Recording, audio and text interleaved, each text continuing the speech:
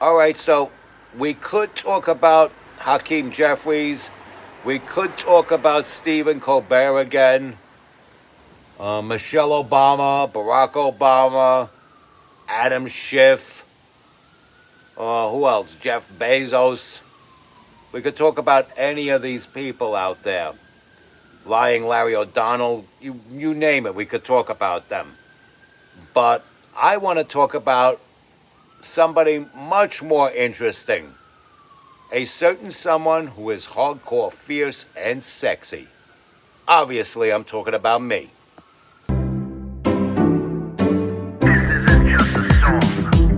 Illuminati is a thing you need to watch out for. They want to depopulate and slave us so much more. World domination, I'll get into that later. I'm hardcore, fierce, and sexy. You're just a hater. You deserve the ridicule because you're an absolute zero. I'm the keeper of the chalice, a rock and roll hero. I'm not an idiot nobody listens to because I'm not a failure in life like you. Let's talk about Bill Gates and the mark of the beast and the orgies in the streets at the Catholic feasts and Bill and Hillary's human trafficking ring. And George Soros got the money to pay for everything. Socialism is for losers, working for the devil. Chumps that can't fight, they ain't on my level. It takes an evil one to try to debunk and doubt it, so I'd rather die than stop talking about it. Watch out, watch out, watch out, watch out. Watch out for the Illuminati. Watch out, watch out, watch out, watch out. Watch out for the Illuminati. Watch out, watch out, watch out, watch out. Watch out for the Illuminati. Watch out for the Illuminati. Off the cuff, unscripted, and here we go. You're watching the MC Too Tall Show with your hardcore, fierce, and sexy host, hip hop legend, recording engineer, underground rock and roll hero, MC Too Tall. Now, a little bit of something about me. And that is that the MC Too Tall Show, first of all, was originally supposed to cover several different topics. It was supposed to cover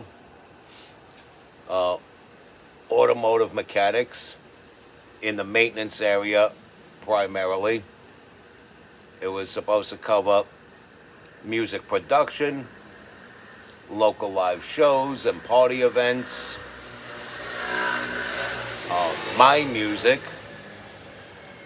and it was supposed to be a big chunk, but not the whole damn thing, on political stuff and my political views, which I notice have become general consensus. The majority of the people look at things the way I do now.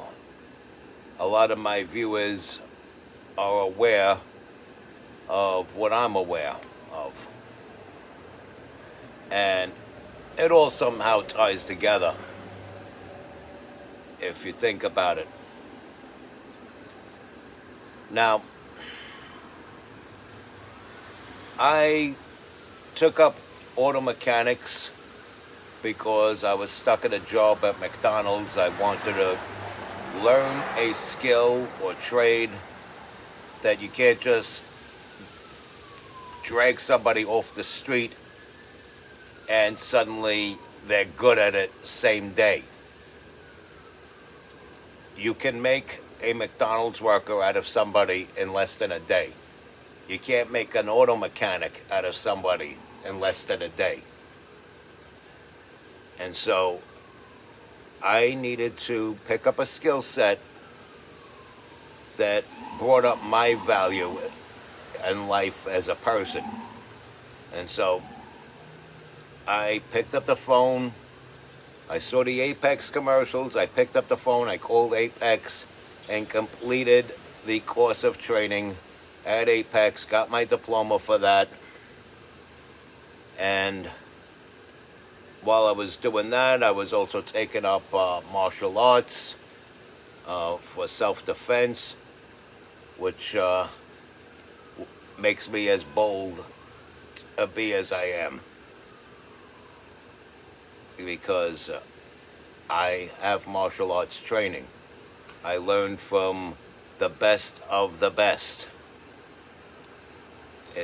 a former welterweight kickboxing champion, and seventh, possibly eighth degree black belt by now, Louis Neglia,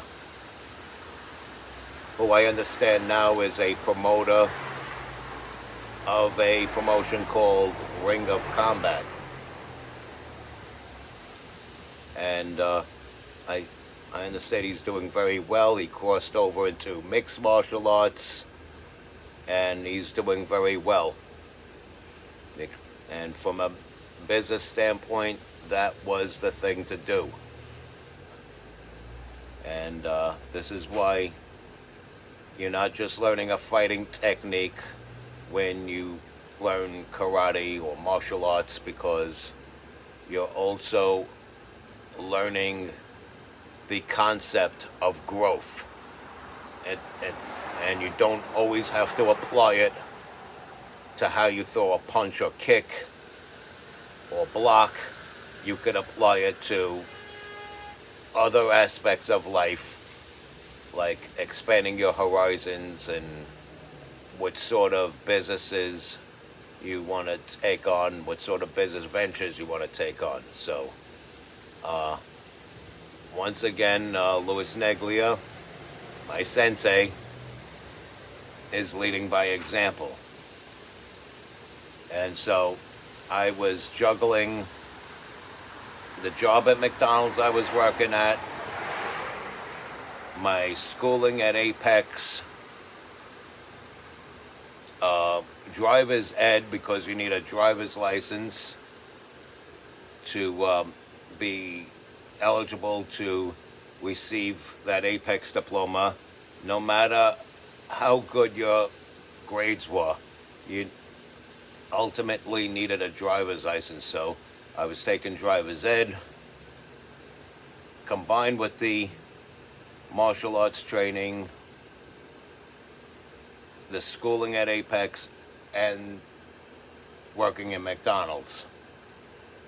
So my McDonald's money paid for my Apex, and then I went on to make a living in several automotive shops, some mom and pop places, some major corporation places like Jiffy Lube and Sears Auto Center. Now, right now, I work for a franchisee of a mobile station where they have a garage at one of the few mobile stations left.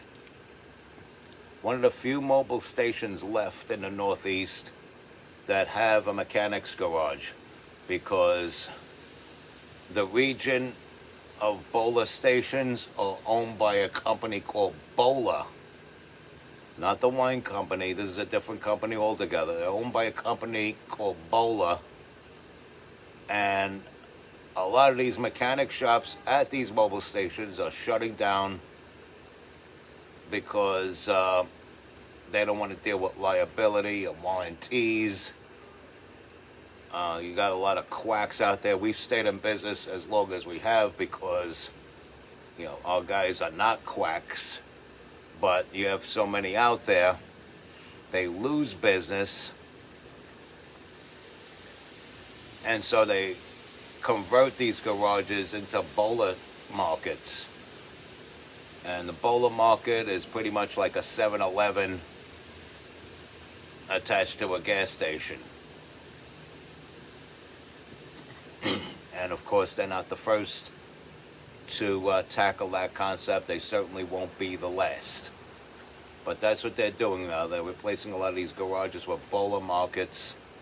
And so anybody who's a cashier at these places, because a lot of these stations that have the garage also have the small little convenience store, as they expand to Bola markets, those cashiers do have a leg up, and their jobs are a little bit more secure than those poor car mechanics inside.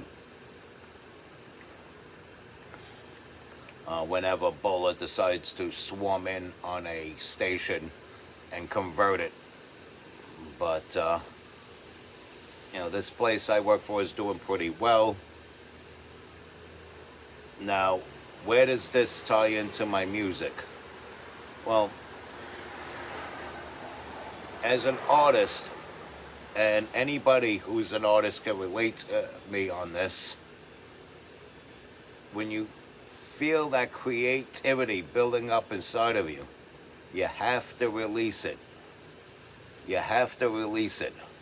And so what happens is, if you don't have an outlet to which you release, you know you're gonna go nuts. If you're an artist, you know what I'm talking about. You're gonna flip out. You're gonna be miserable if you don't release your creativity. Not everybody's a creative. Not everybody has that artistic, creative mind. And some would say it's a curse, others say it's a blessing. I believe the latter. And when I was in junior high school and high school, and I used to like rap my own lyrics and stuff like that, and the other kids would gather around me. They'd either bang on desks or lunchroom tables like drums, and I would rap. I was actually surprised at how many kids would come up to me and say, "How do you do that? Can you teach me how to do that?" I mean, and it wasn't something that I learned. It was just something that came out of me. It was like something that just came natural to me. So, and once I realized that this thing that came so natural to me seemed like this complex, difficult thing to do to others, that's when I realized this was a gift. This had to be divine, and this had to be a gift from God. And that's when I realized, you know what? I have to, utilize this as a vehicle of some sort of righteousness, one form or another of righteousness, if you follow my drift. The old saying from the Spider-Man comics, with great power comes great responsibility. And so, while working in the automotive field at Sears, I started writing and recording my music, first on cassette tape, and later figuring out how to transfer from the cassette tape through the computer to burn it on CDs. That's how I was doing it. That's how things that I had recorded in the 90s, like PHO's Live from Steeplechase Park and PHO's Bring the Drama, onto CD format. So somewhere out there, people have copies of Live from Steeplechase Park and Bring the Drama. And, they're loving that and everything. Of course, I didn't use my own beats on that. Live from Steeplechase Park, of course, was the Scenario remix. And we're talking a good 10 years before Joe Budden put out Pump It Up. And I still have yet to hear anything used with Public Enemy's Give It Up backbeat other than the PHO song Bring the Drama. And of course that was the backbeat that I used for Bring the Drama. But Give It Up by Public Enemy. And what I did was just let it play out, and I just rapped over it. Same thing with the Scenario remix. I just rapped over it, added some crowd noise to give it a live sound. of course, I had the sample in there, where, the part where I'm going, I'm on a mission, party people, are you with me? Yeah, just hit me. Of course, you know where that comes from. At the time, I was very naive, like a lot of us were. We were unaware of what the hell the person whose vocals that was sampled from was doing behind the scenes in the Bronx River projects. I mean, they knew within the projects, they knew, but outside of the projects and some of the people that went in and out of there, no, nobody else knew. Look at me, I'm from Brooklyn, where I'm stone's throw away from Bronx River projects. I didn't know that. I was originally defending him when I first heard the allegations. When Ron Savage first came up with the allegations, I was originally defending Africa Bambaataa. But when Hassan Campbell came out, aka Poppy, that's when I said, you know what? My sixth sense tells me this man's telling the truth. This man does not come off as disingenuous. The other guy did. And it's no offense to the person. Maybe he was genuine, but he didn't come off as such. And it turns out Ron Savage was not the first to come out with charges or allegations on the internet. It was Hassan Campbell. And after Hassan Campbell took his video down, that's when Ron Savage came out with his book and his allegations.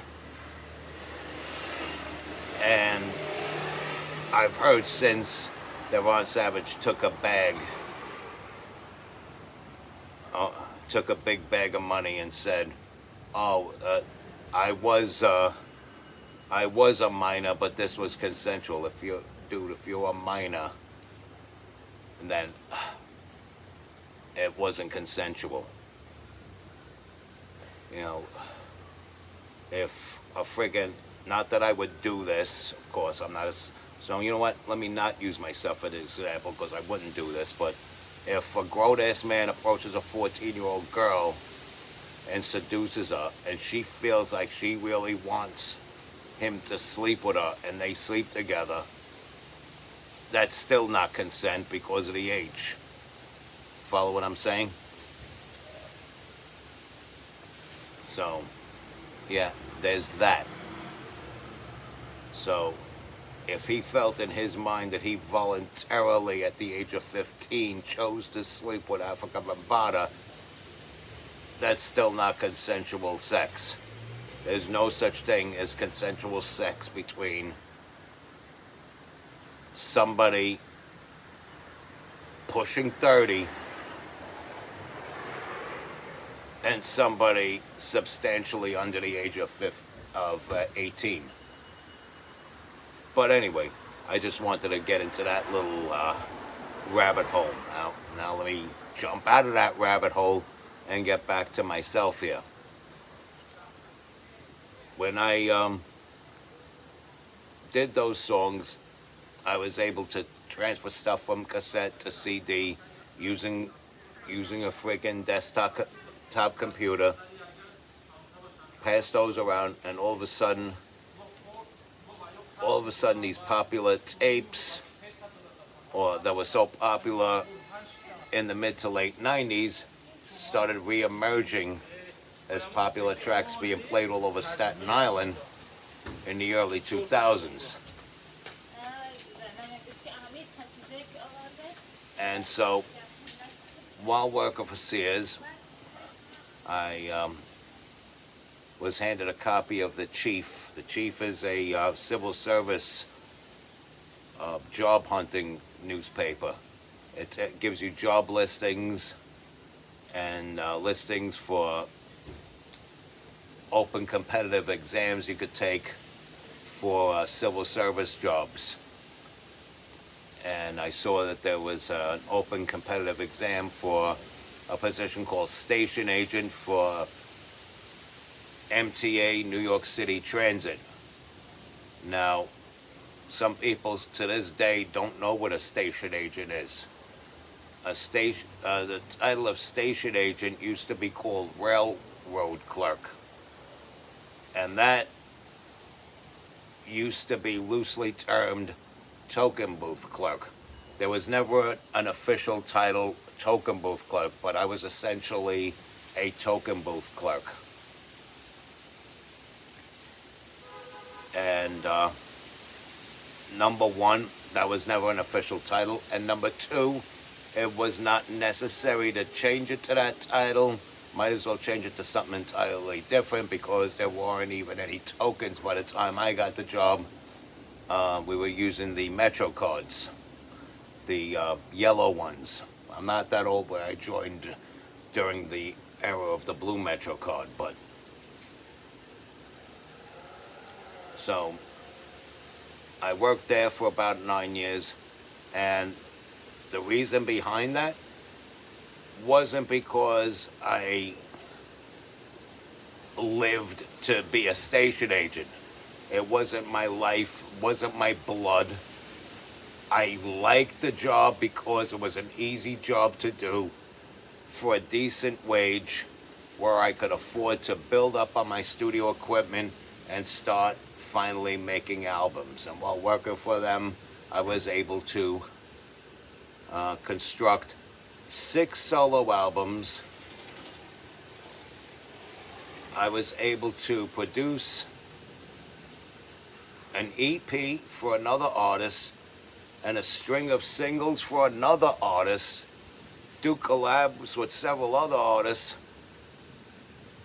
bring back the PHO name as a music project where my 2 boys that were originally part of it would still be credited for it, but the actual production majority was by me, with my boy Richie, DJ Smoke, contributing for the occasional sample material, which is all well and good for me because I just figured if I put this in as a PHO thing, one of us gets a foot in, I feel like all 3 of us get a foot in at the same time. It's like, if one of us is in, we're all in. And that was the reason behind that. And I went out of my way to give it a different sound from the MC2 Tools stuff, which is why the song Slick sounds so much different from the MC2 Tools solo material. And so, again, getting back to this thing being a gift that I felt I had to use. I had to use this gift to communicate.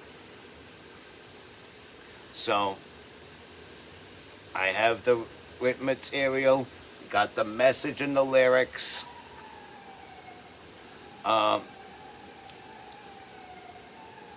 Evolved my studio production of my songs, and then tackled the marketing aspect. Get my name out there, get my name out there, get my name out there. Very important to get my name out there. It was almost important to get my name out there as it was to make my music heard. Because if I don't get my name out there, how does my music get heard?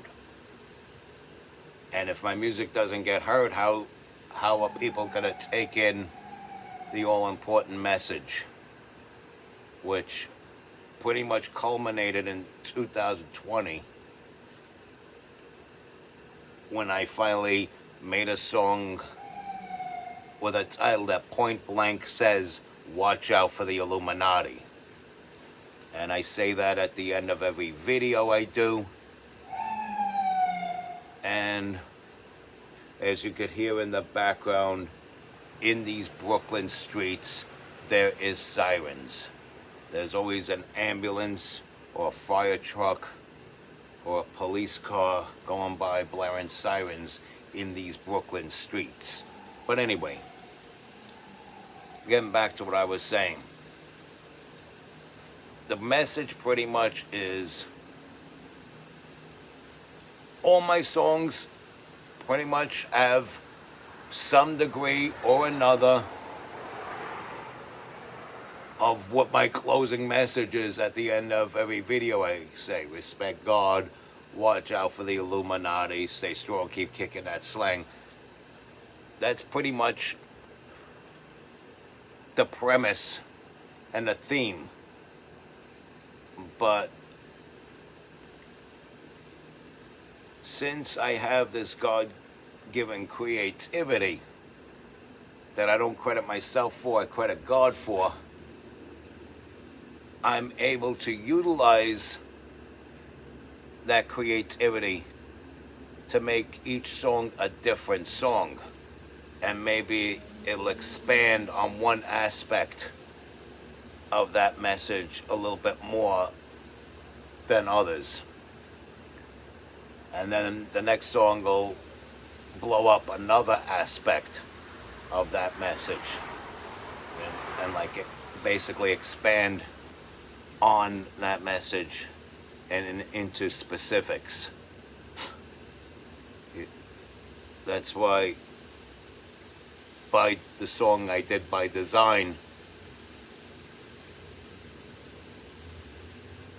gives off a different vibe, a different feel than my song The Last Days in Time, if you follow.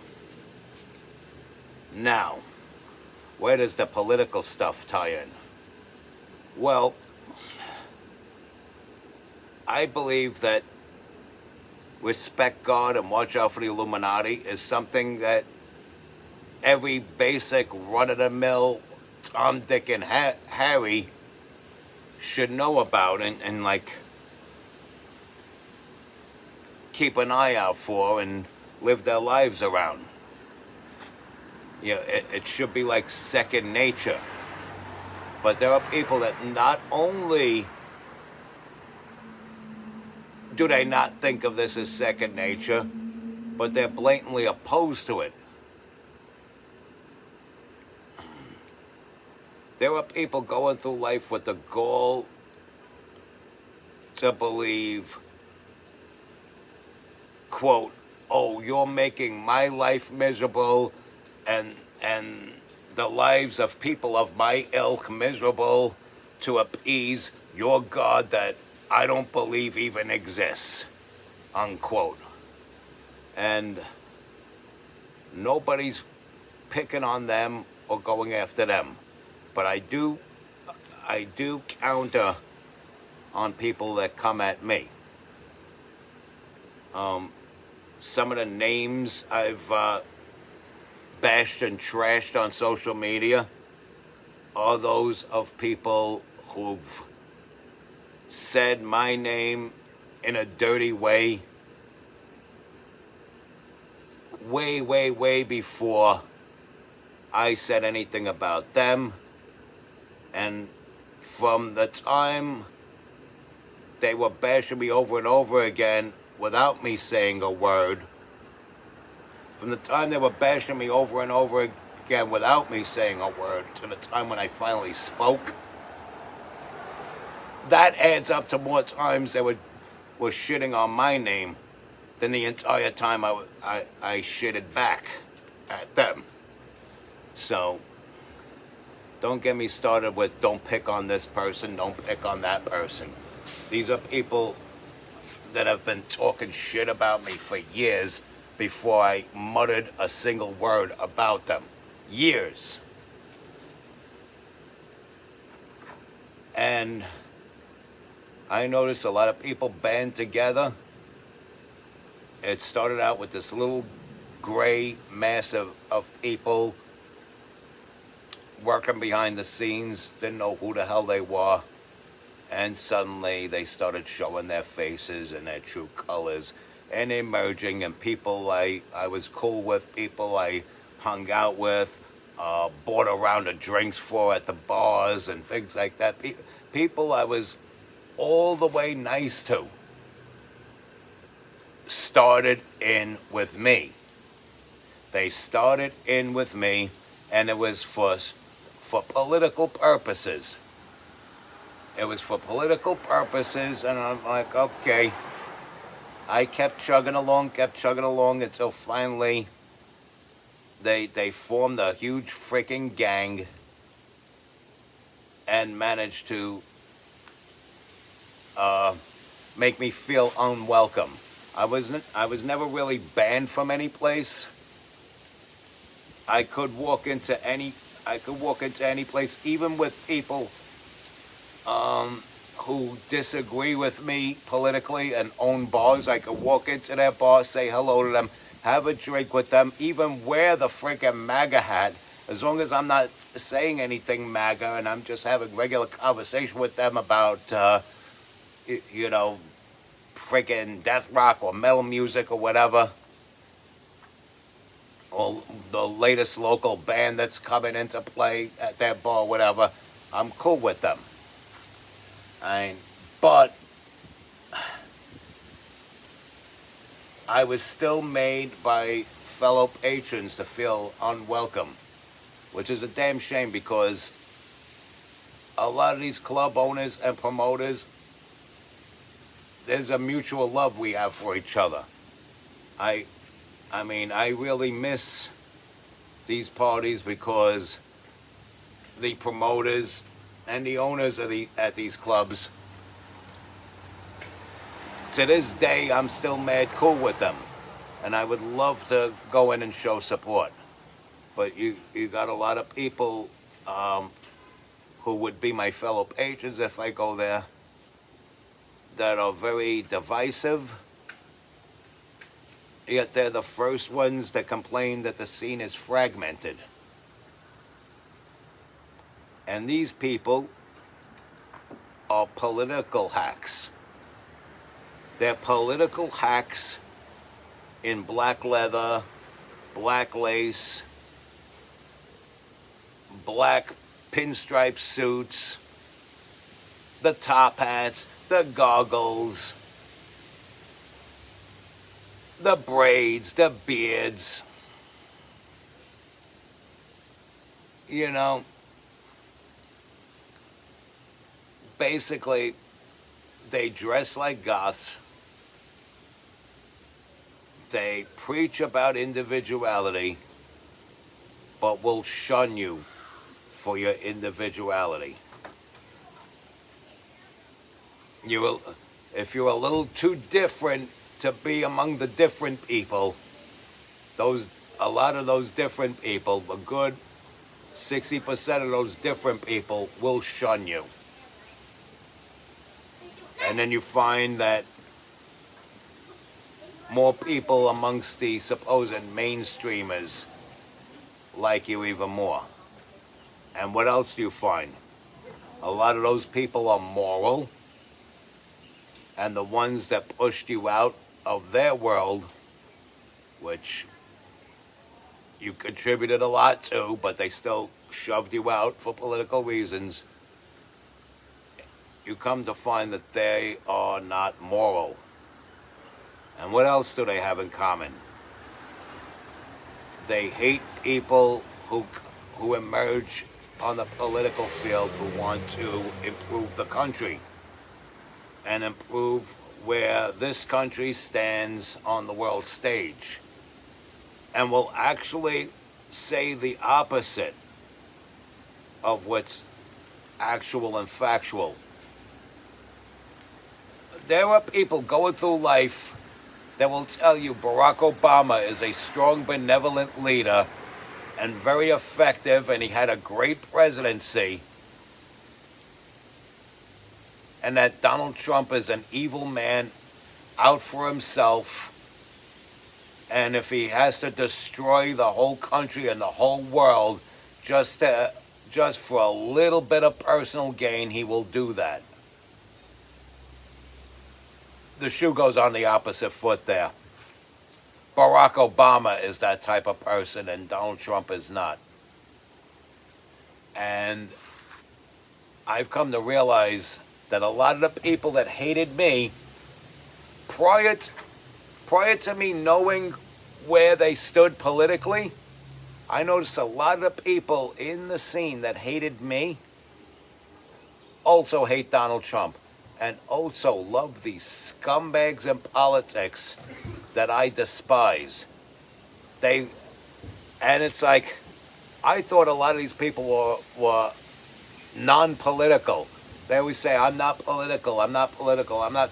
So why are you kissing Adam Schiff's ass if you're not political? Why are you sucking Michelle Obama's dick if you're not political? Why are you voluntarily becoming the second centipede to Kamala Harris's head centipede in a real life human centipede? You know? And so when I come to realize this, that's when I started putting out the political messages. And I figure like this, okay, you guys don't want me to rap. You guys want to shit on me for rapping in goth clubs. And that was another thing. Why did I book shows where I'd have a bunch of punk rock bands or 3 punk rock bands, a goth synth act, and then myself as a rapper rapping over either EBM or industrial music, either electronic body music or industrial dance music? Well, because I was successfully able to cross over, and I understand others have done it before me, but KMFDM didn't coin what they did, industrial rap. It has the sound of it, but they didn't officially coin it as that. The artist that coins the genre has the right to call themselves the father of the genre. So yeah, KMFDM, although I love their music, they did not coin it as industrial rap. They can now, but, you know, it's after the fact. I already did. Same thing with Meat Beat Manifesto. Same thing with Death Grips. Same thing with Death Grips that formed in 2012. And I was already putting out albums in 2006, 2007, you know. Matter of fact, I was working on my most recent of 6 full albums in 2012. I ended up releasing it in 2014 due to a vermin that I was living with. And I could describe her as nothing more than that. And I say that not to just pick on somebody for no reason, but because the person financially and psychologically ate at me like a vermin. Like a vermin, hey. And, you know, it was all about them.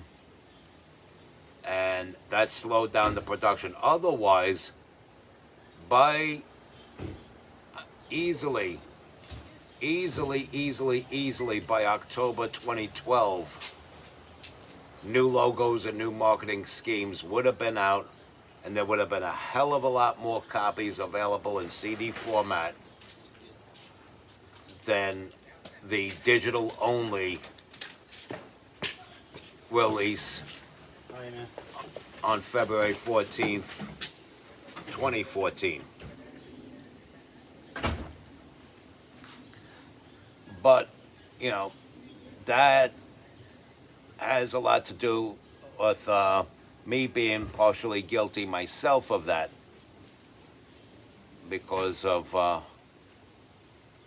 my own judgment that I had to. I don't have to live with it now, but I had to face it and adjust to it and it took me years to do that. But I'm in a much happier place now than I've ever been in my entire life. And getting back to this, since a lot of people didn't want me to do my rap songs with these messages in it, and I wasn't just gonna do typical topics that you hear on FM radio. What's the point of that? If you want to hear that, just turn on FM radio. I had to do this because it's a gift from God, and I can't misuse this gift from God. I either use it the right way or not at all. And that's why my stuff was about the government screwing us over. The government is partners with corporations headed by evil CEOs. There's a lot of religious leaders involved with it. There's a lot of people in the medical field involved with it. There's pretty much the premise of the messages in my music. And it's a conglomerate of secret societies. I used to shy away from using the term Illuminati because of what still happens to me when I say it anyway, but I figured, fuck it, I might as well just say it. But that's the whole reason why my first album was called The Conglomerate. Because a lot of the stuff in there was talking about the conglomerate of secret societies. Follow. And so that's what I'm getting at here. And I had titles that were strategically for these things, especially in the first series of 3 albums, the series of Unparalleled Greatness, The Conglomerate, Industrialization, and Aeronautics. Because I predicted a future world in which people, the wealthiest, with a few undetected stowaways, would venture off into outer space to escape the screwed up world that they made as screwed up as they did. And look where we are today. We got Jeff Bezos and Elon Musk talking about venturing into space.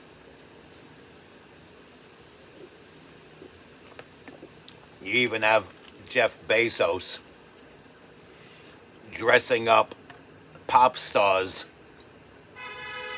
like the album artwork of Aeronautics with the blue and white. Pretty prophetic, huh? Pathetic on their part, prophetic on my part. And I figured these haters just saved me a lot of work of beat production and putting together imaginative lyrics, which I still am capable of doing. I just don't record stuff. I may do it again one day, depends. I'm not completely saying never, because of course you never say never. But right now, I just rather, without rhyming or mincing my words, convey what a lot of other people feel, not just myself, but a lot of other people feel about the political climate. And the message in my political videos is just about the same as the lyrics in my songs. And it's that there are secret societies that work together as this one big conglomerate to screw the common man. To screw the common man, use him for what they could get out of him, and then kill him off. And the bloodier the manner in which they do it, the better. And move on and find more victims to do this to. Repeat process until the earth is destroyed. Either with or without them still on it. Because, some people will resort to aeronautics to escape the mess they created. While the mess they created back here on Earth builds up to a nuclear holocaust, right? A nuclear holocaust, or a threat of a nuclear holocaust, until the actual war that they've been trying to wage with God is finally commenced and answered by God by sending the second of the four horses, the fiery red horse.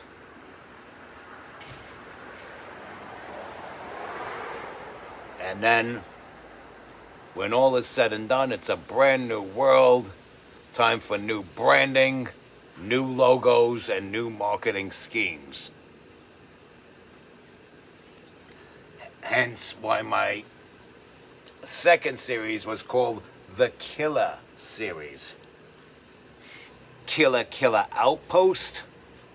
You find your outpost if you're one of those people that couldn't escape into space. You buckle down, you hunker down, you deal with the fallout. Maybe it's not a nuclear war, maybe it's a man-made pandemic out of a foreign land made by sneaky scientists from that foreign land teaming up with a sneaky scientist from this country to destroy the world and make the masses obey. And then they get rid of a president, but when he comes back strong with a whole new cabinet, whole new attitude, and a new sense of pride in America emerges. Time for new branding, new logos, new marketing schemes. You see where I go with that? And so, this is one of my longest videos because it's about me. And I kind of like talking about me more than Zohan Mamdani or Stephen Colbert, because fuck Zohan Mamdani and Stephen Colbert. Fuck them. They are two low-life sack of shits. So is Barack Obama. So is Adam Schiff. So is Elizabeth Warren. So is Michelle Obama. Kamala Harris, who I like to call Kamala Harris. That senile old dog Joe Biden, I don't give a fuck about his health. Yes, I'm more of an interesting subject to talk about than these fucking characters that hate America. And there you have it. I mean, in other words, what I'm saying is, because a handful of people didn't want to leave me alone and just let me do my music and went out of their way to try to cancel me, they only temporarily canceled the music side of me. And so now I come out as a broadcaster and an influencer, an alpha male, of course, with a vengeance. And it's not my vengeance, it is just me working as the hand of the wrath of good God and holy heaven, which man did not create. And that's why I always say at the end of my videos, respect God, watch out for the Illuminati, tell all your friends about MC Too Tall, stay strong, keep kicking that slang. It was fun sharing this life story with you. One of these days I'll tell you more. It's your boy in the building, hip-hop legend, recording engineer, underground rock and roll hero, MC Too Tall. You be safe out there.